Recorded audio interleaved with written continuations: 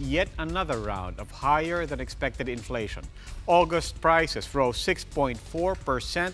That exceeds government estimates and adds pressure to the central bank and the country's economic managers.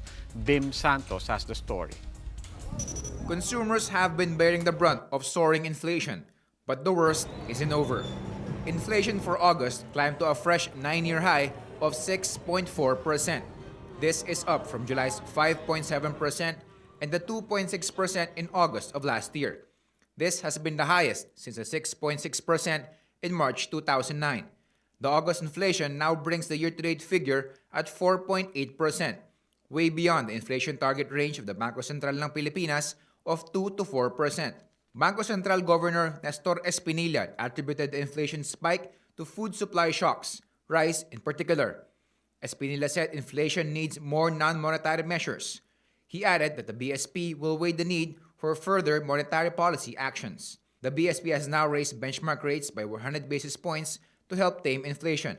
Budget Secretary Ben Jocno said the Development Budget Coordination Committee will now revisit its inflation forecast for the year of 4 to 4.5%. Jocno, however, downplayed inflation, saying they expect it to taper off eventually towards the end of the year. Oh yes, manageable. I've seen worse inflations. I've been in government for 50 years. An economist, however, is slamming government for falling short in policy decisions. It's not an excuse to actually say that today's inflation is quite manageable, especially given the fact that a lot of it is borne by government policies. If the NFA had only done a better job importing rice, then actually we don't have to suffer many of the price-related problems right now. Former President and now House Speaker Gloria Arroyo said there is no need to fret.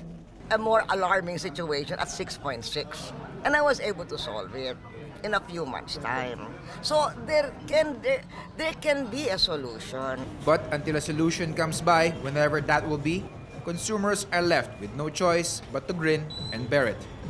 Bim Santos, we are One News.